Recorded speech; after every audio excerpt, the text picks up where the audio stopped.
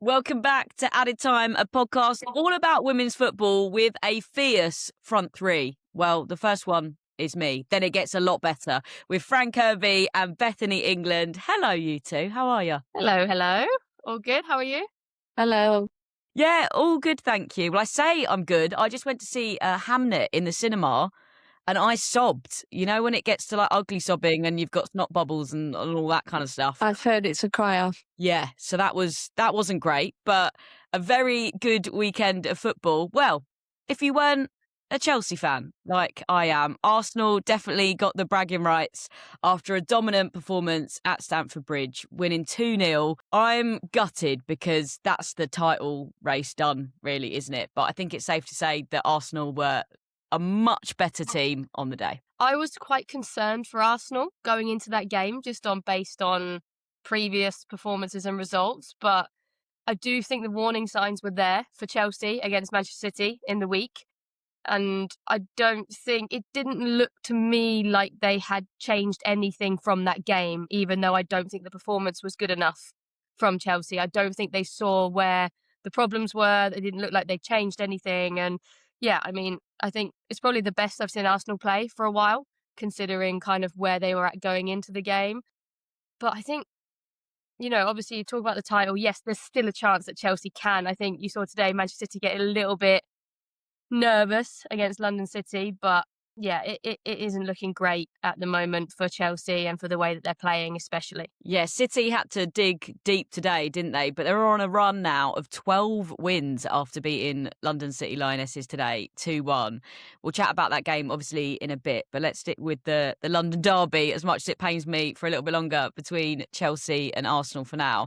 I just think there's a lot to be said for that Arsenal performance. Beth Mead, in particular, I thought was excellent. Definite big game player, but the Arsenal team as a whole, they just had so much energy right from the off, and Chelsea actually just looked really disjointed, which is really disappointing to see in such a big game. This season's been a huge turning point, I think, in the league, because Chelsea have been dominant and kind of running away with things, but other teams are catching up to them, and that's going to be huge for Arsenal to show that they can put on that kind of performance, and Chelsea can't think they're a walk in the park. Definitely. I think for me, I always want to see Chelsea do well, but it is getting disappointing now seeing the types of performances that are coming out. But obviously you've got such a roster of players to come in and out. I feel like there's so many changes at times that the connections are just disjointed and there's players not on the same page.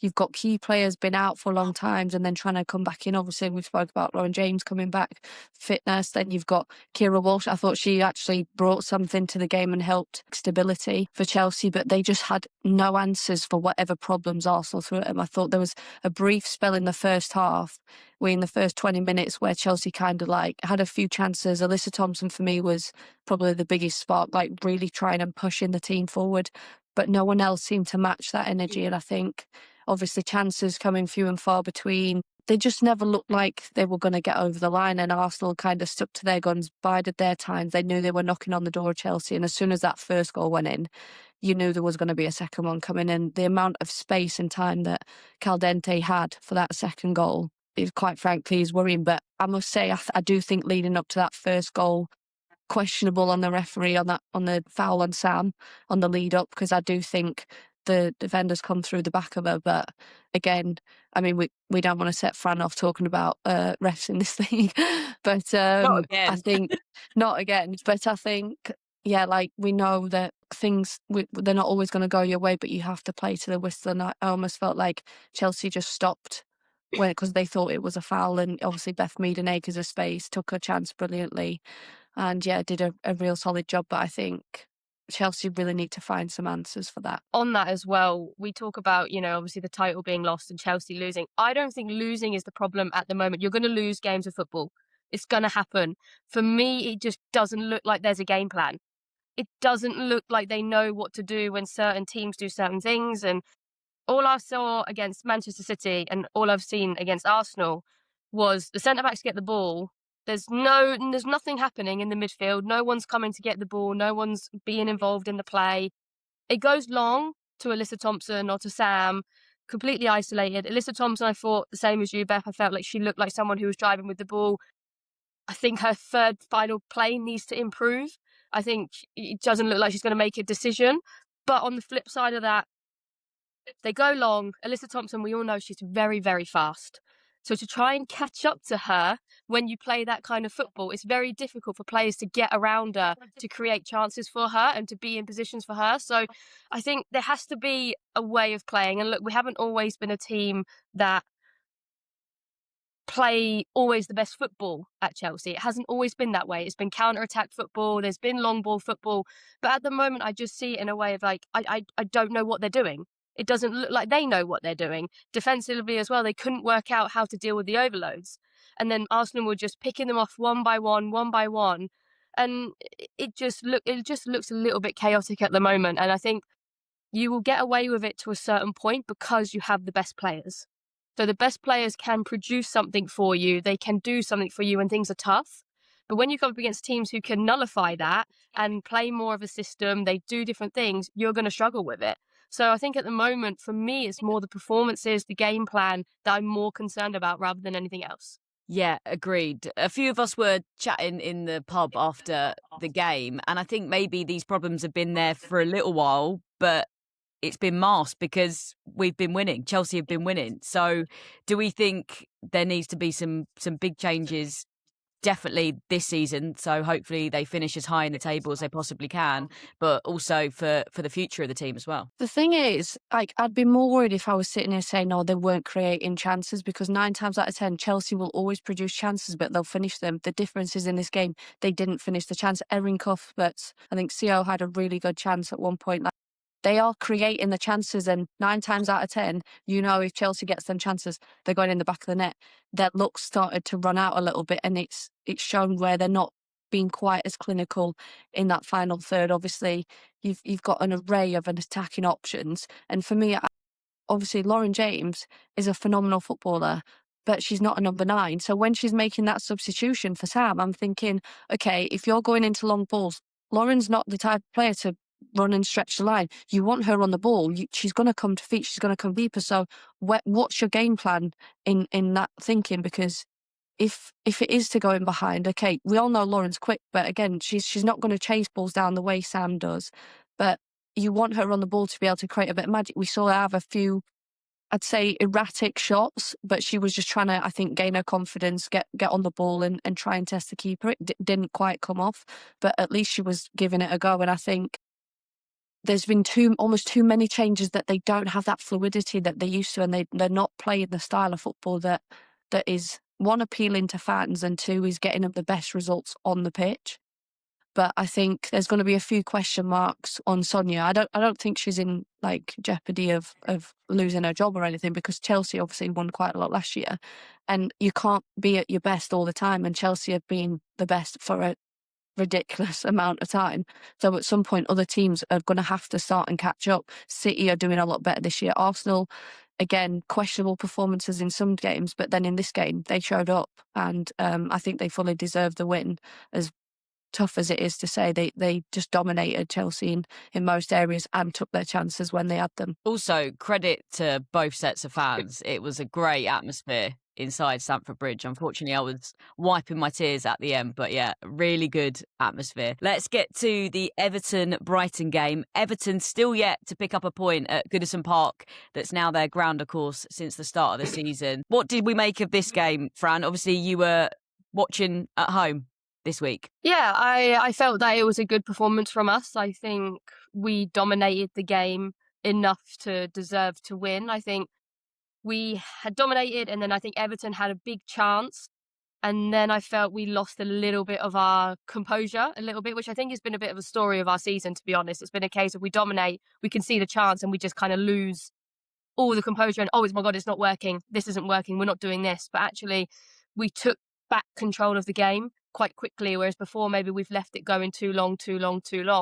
So I was really happy with the performance from the team. I think there was a couple of shaky moments, but I think overall we really, really dominated, and we really kind of took the game to Everton, who are struggling at home. Everton did nearly equalise, didn't they? Right at the end, but a big save from Nadozie. So, yeah, Brighton come away with the win. First league win since the 7th of December. So, obviously, a positive thing, a step in the right direction. Okay, the elephant in the room. Shall we get to talking about Tottenham's game? Beth, should we get it out of the way? Stoppage time.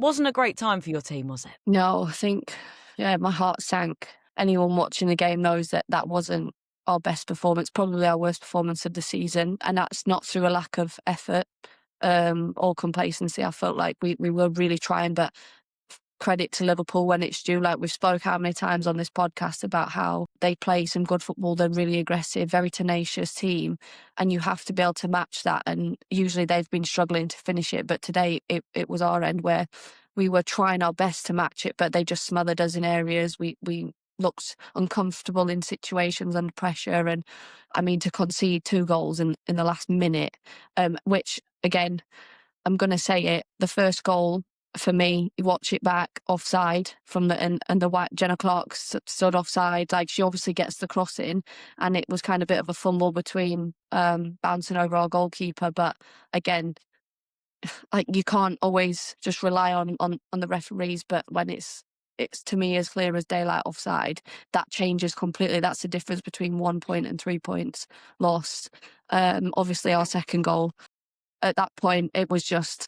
It's one of them where like it's almost like the Steven Gerrard moment. You slate the team, counters and scores. But I mean, to be honest, there was 30 seconds left on the clock. The game was done from the first goal. Not to say that it doesn't hurt much. I doesn't think the scoreline reflected the overall performance. Yeah, it was a really tough day, and I think we really weren't at our best, and it was sad because I think we've had good momentum since coming back from Christmas. We've been able to play some really good football, the football that we want to play. But yeah, in this game we weren't up to scratch, and it cost us. My observation, and you probably won't agree with me, Beth, is you came off the pitch and then all of a sudden, I don't know, things went in an opposite direction. A great day, of course, for me at Enderby with that late double, Liverpool's first win of the season. So maybe it will be the turning point for them. Sometimes you just need that, don't you? That real boost of confidence, a win behind you.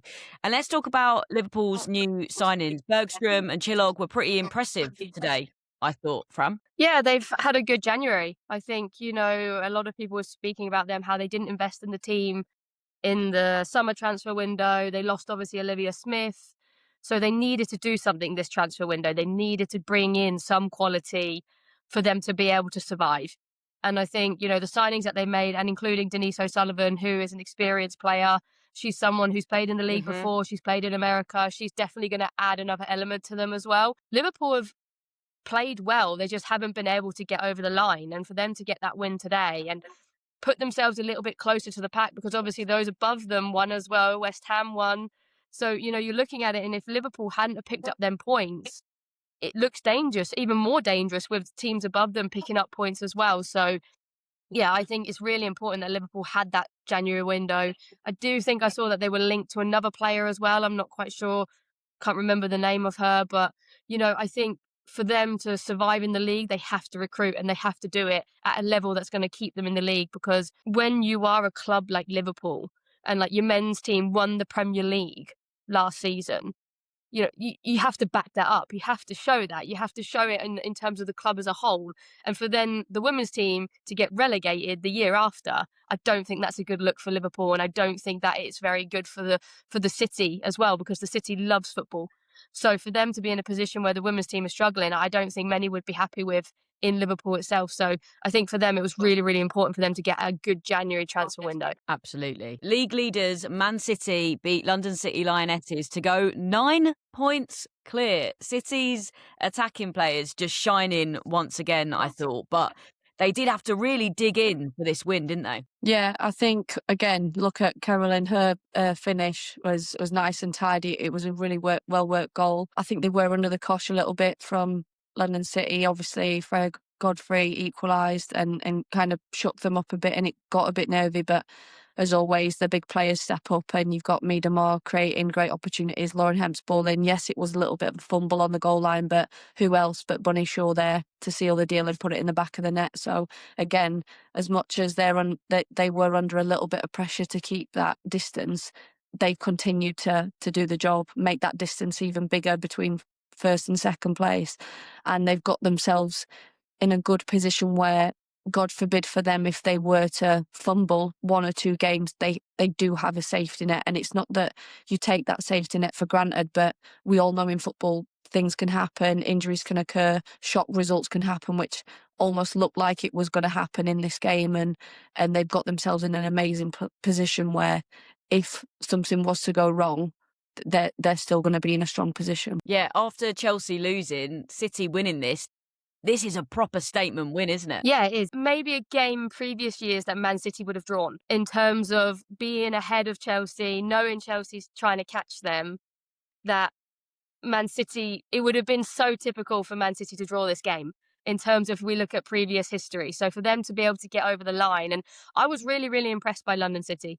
I actually felt that they played really, really well. Their link-up play, the way they countered, the chances that they had, hitting the crossbar, should have had a penalty, in my opinion. I don't understand why Aslani has not made more of a deal out of it, because it's 100% a penalty, which could have changed the game even more so. It would have given London City a chance to equalise earlier, which could have maybe given them more time to respond, conceding in the 85th minute. Maybe it would have been a little bit different. So I was really, really impressed. And to see them play in the way that they do, yes, okay, they lost the game. But if you're looking at it from the outside, we can use what London City did to see what the weaknesses are in Man City. And there are weaknesses there. I think it showed against Chelsea. They don't deal very well with second phase crosses. They don't turn their body. They don't look to see who's in the box. If their players there, they don't communicate. Happened today. Freya Goodwin had a massive chance where she hits the crossbar and no Man City player around her. Same with Vika Kaptein's goal the other night. They're not seeing what's going on. So that for me is a bit something that they really need to work on in terms of going it further into the league, is they have to be more switched on. But yeah, I mean, Miedema, for me, the passes that she plays, the intelligence, especially for the second goal, the ball comes through on the edge of the box and you're thinking 9 times out of 10, every player is just going to cross that back in. She waits, she holds, and the slide pass through to Lauren Hemp. I don't think there's anyone else, apart from maybe 2 other players in the world of women's football, who can play that pass. And you're talking about Bon Mati and Alexia Putellas.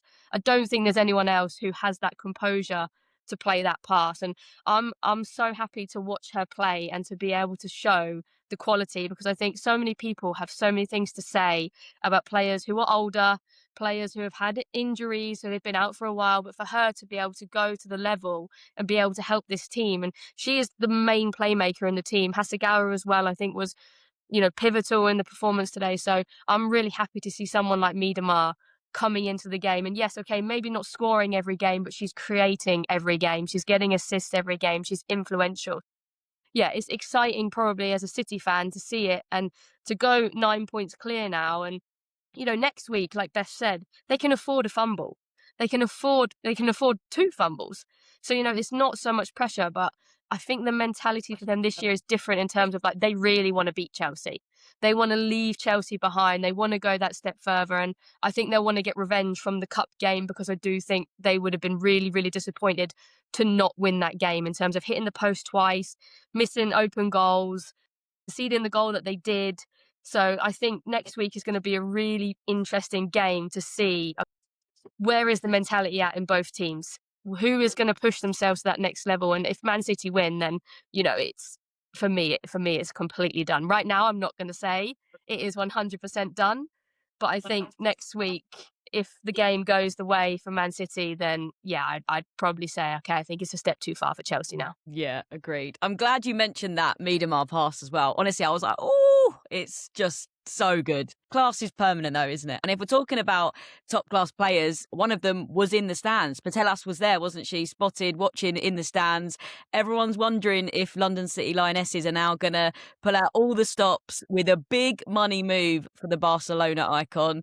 Do we think that's going to happen? Is that just a rumour mill gone totally mad? I'm not convinced. I feel like they're still building, and I think give it another season or 2, maybe. But right now, they've obviously created a lot of change. They've bought in a lot of players, like high-profile players, and a lot of money. Are they seeing the returns in their revenue just yet? No, they're not.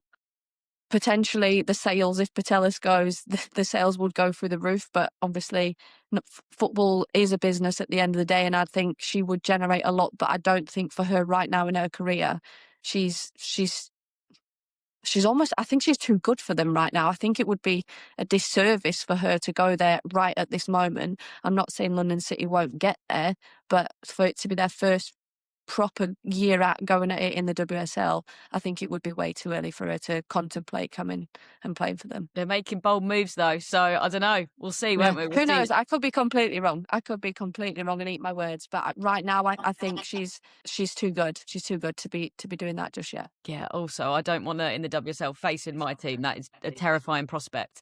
We'll dig into more transfer news a little bit later. But Aston Villa were at home taking on Man United. Thought it stayed quite close in the first half, but ultimately Man United then just ran riot, didn't they? Took all their chances pretty much in the second half, and it ended 4-1 to Man United. That first touch, Turlen goal, I thought was brilliant.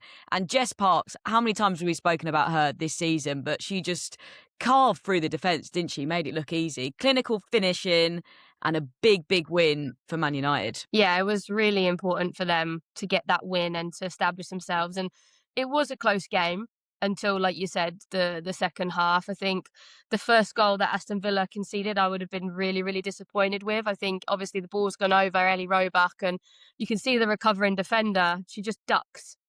And maybe she thinks that Ellie Roebuck's going to come back and maybe get involved, but it just looks like it looked like me being on the back post and the ball coming towards me and being like, absolutely not, I'm not heading this. It just kind of gave me vibes of just like you don't want to be in that position, because I think if you see the, you've got to attack it. You've got to go and win it, and you've got to clear it. So after that, I think, Aston Villa had a big chance with Ebony Salmon, and then United got the other end and score, and then it just kind of kept coming and kept coming. And I think now with the signings that Manchester United have done, the depth that they're able to get now, the subs come on and make a difference. They're involved, they're scoring goals. So, yeah, I would be excited as a Manchester United fan right now in terms of what the club is building. And obviously this transfer window, they're backing Mark Skinner. And I think there's been a lot of talk around Man United not doing that, not backing their women's team. So now, they're getting people in the door like Schuller, big names coming in, young players coming in, trying to find their feet in the WSL. So, yeah, it's exciting for them. And, for them to go and win that big against a team like Villa, who have been doing well, it's a big statement from them. The last game to discuss is West Ham beating Leicester City 2-1. West Ham's first away win of the season. Huge for them. What did we make of both teams' performances? Well, I think it was almost a must-win game for both teams, to be honest, both needing to pick up the points. And I think, obviously, with our result, West Ham were looking at that thinking, okay, we've got an opportunity here to keep them at bay, because if they would have lost that game, Liverpool would have really made a difference in the standings in the league table. So for me, it was a must-win game. I think we've spoke about this before, the poor performances defensively that West Ham have had, although they seemed a lot stronger and more solid today, were able to nullify, not like a ridiculous amount of chances from Leicester, but I mean, that free kick, it's a tidy goal. I think anyone would be proud of that. And obviously in games like that where these points are important, it sometimes just takes that bit of individual brilliance, and that's exactly what they got from West Ham today. Obviously Martinez on the score sheet, again, another tidy goal. So I think they nullified Leicester where they could. It was a shame for Leicester, because I feel like both teams are quite similar, where like they're creating good opportunities but then have shown their defensive vulnerability. It just means that today West Ham were able to take advantage of Leicester's more than the other way around. Yeah, Lehmann obviously scored on her Leicester debut, but West Ham walked away with the 3 points, like you say, 2 great goals. And they made 39 clearances, I saw in the stats. So they had to really kind of hold on to that win. Do we think that maybe things are starting to click for West Ham now under this new manager, Guarino? I mean, from your point of view as players, how long does it take to, get a really strong relationship with a new manager and a coach? Or does it depend on the person? I think it can probably go one or two ways. I think you're always a little bit like, okay, what is this manager going to come in and implement? Because obviously you've been doing something under a new manager, another manager for so long, and it can take a bit of time. But I think where the game is at and where I think it should be at is that players understand the game and they understand the tactics and the way of just having basic football knowledge. There are some in the game that don't have that, so it makes it quite difficult when a manager comes in and they're trying to implement, their tactics or whatever.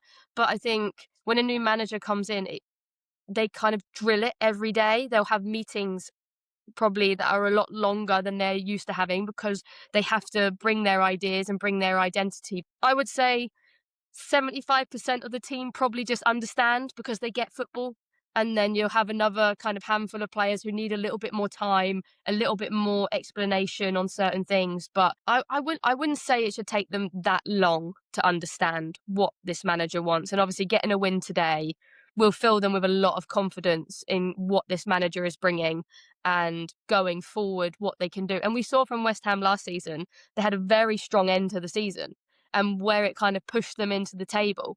So, they could be also looking at that going, right, okay, we're going to start fresh now after Christmas. Obviously had a really difficult defeat against Chelsea. Okay, maybe not a game that you expect to go and win. So, okay, we'll get rid of that one. We don't think about that one anymore. Let's continue building what we're doing.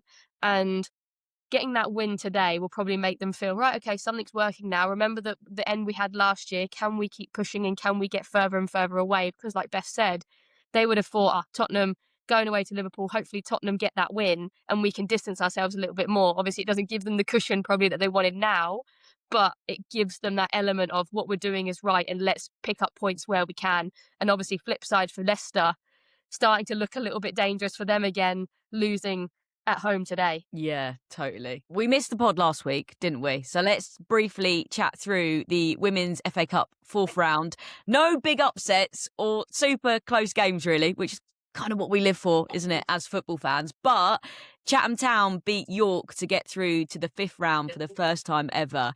Local team to me here in Kent, so I was really excited to see that. And, these are the sorts of stories that the FA Cup's all about, right? Yeah, the underdog story where you think, okay, it's FA Cup, we'll probably get out in the first round. And even in the lower league teams, they still want to be able to put a bit of pride in it and make sure that they're showing up. And when they do get to that next round, it's not only just about like how it makes the players feel, but it helps in terms of the financial aspect to be able to put more money in to help these players fight for promotions in those leagues. And I think for them, it's just, okay, we could potentially draw like quite a big team here and give ourselves an opportunity, just as we saw in the Man City game, all the players swapping shirts after the game. And that's what it's about. It gives these lower league teams opportunities to play against probably players that they idolise in the top leagues. And also it lets them give that opportunity to be able to play against them and say, I can sit there and say I put in my best performance against the likes of, like, say, Alex Greenwood or whatever. But yeah, I think it's really nice to see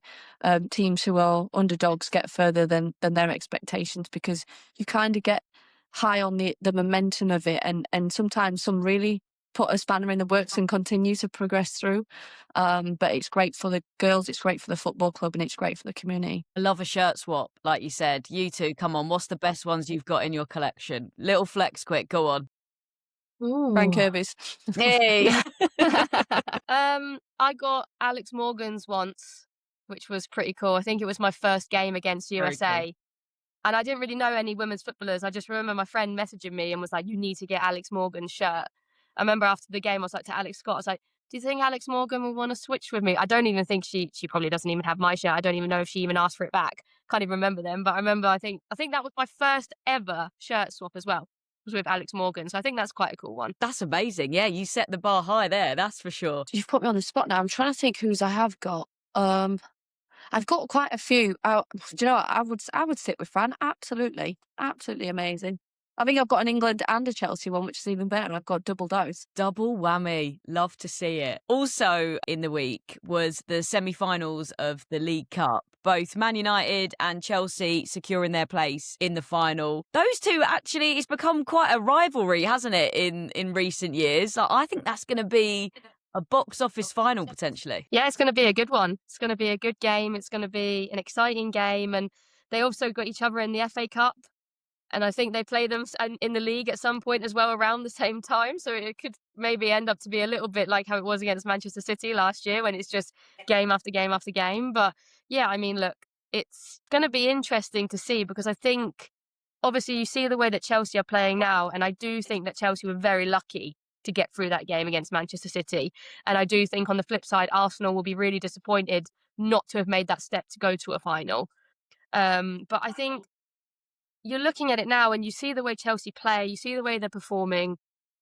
Is there that fear element still? I think, for teams lower down, yes, probably. You're going against Chelsea, you still have that kind of feeling that, okay, like, we just have to get through the game. We have to defend very well. We have to do, everything we can to get something from the game. But if you're looking at it from a City perspective, a United perspective, and Arsenal, you're kind of going, no, we also have players that can compete with this team now. And the way that they're performing, the way that they're struggling, you would see that now as an opportunity to go, right, this is our opportunity to win this game.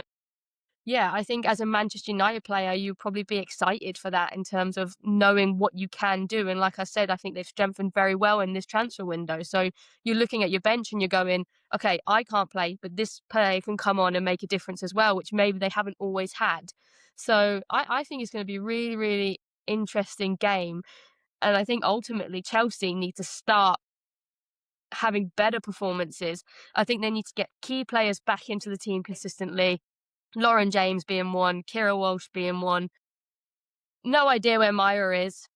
I don't think anyone has asked that question in terms of when she's returning from her hamstring injury. Haven't seen her in any pictures, haven't seen her in any videos. No journalist has asked about her, and she's a massive player for Chelsea Football Club in terms of what she brings and the scare factor that she puts into defenders. If I'm a Chelsea supporter or a journalist, I'm asking that question. When is Myra coming back? Because we're struggling with this. She can help. Yeah, it's gone very eerily quiet on that front. I've sort of tried to do some digging and there's not much to be found. But yeah, that game against Man United, more than ever, I think could go either way. And the League Cup format is changing going forwards, isn't it? A bit of a revamp has been proposed, including maybe a different name, but also a huge difference being no WSL team competing in a Champions League will take part. There's obviously been a lot of talk about all the minutes some players are doing domestically. So it's good, isn't it, for looking after players that little bit more, they can rest. What else do we think is a good thing about this decision? It is good, and I can see that they're trying to listen to the players, and they're saying that there's too much overload and players' bodies are breaking. I think it's important that they're taking that information on board, and I think it will help the players in the Champions League in terms of scheduling and actually having days to rest. My only concern is that if you're a Champions League team who is having to go in the knockout stages and you're out in the first round, then you've lost out on 2 trophies from the off.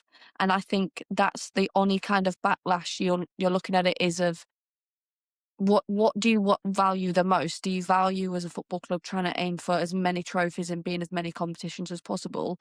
Or do you actually value aiming for more 1 or 2 trophies, but actually being able to keep your players fresh, keep them injury free as best as possible, keep the squad rotation going well? And I think you're never going to please everybody is the ultimate answer, because as players, we want to play in all competitions. We want to win as many domestic, international trophies as possible.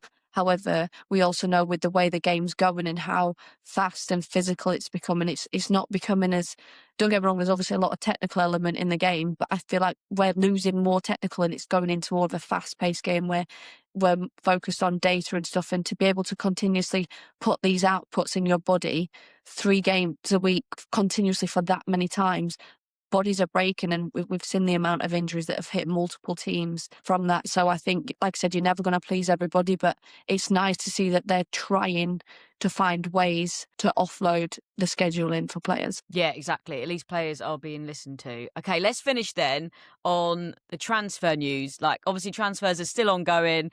As we say, the rumour mill is spinning. The WSL deadline day is on Monday, the 2nd of February. So could be more to discuss on the pod next week. But for now, let's talk through some of the ones we know about right now. So US international Sam Coffey, one of the best holding midfielders in the world, now a Man City player. That feels like a huge signing, a real statement of intent. Man City want to be winning the league. They want to have the best players in the world. They're that team now. Yeah, it's a massive signing for them. I think, she came on the pitch today for the end of the game, and you could see the quality straight away. You could see the way that she's reading the game, getting up and down the pitch, and straight away she's on set pieces. So you can see the trust that they're giving her. But for me, I think that has been probably the best signing, because not just because of what the quality she has, but they also are going to lose Hasegawa to the Asian Cup.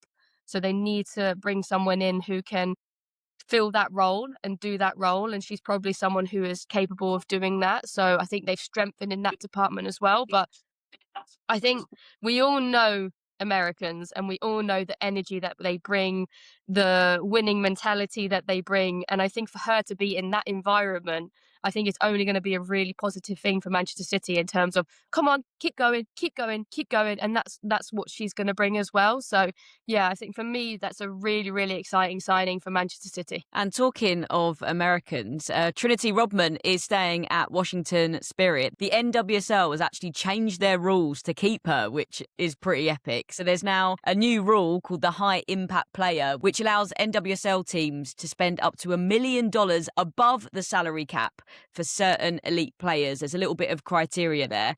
I feel like that's going to be really interesting for the league over there, isn't it, going forwards? Yeah, it's amazing what money can buy you. But I think if I'm the girls in her changing room, I'm thinking, okay, if this is what they're paying you, I want to be seeing standout performances like almost every week. Like you're sat there, like the disparity in the payment in that league is we want to see these big transfers in women's football. We want to see that money. Like you want to celebrate it. I'm like, do you know what? If that's what she's valued at, then damn right she should be paid that. And so should many other footballers that are just as good, if not better.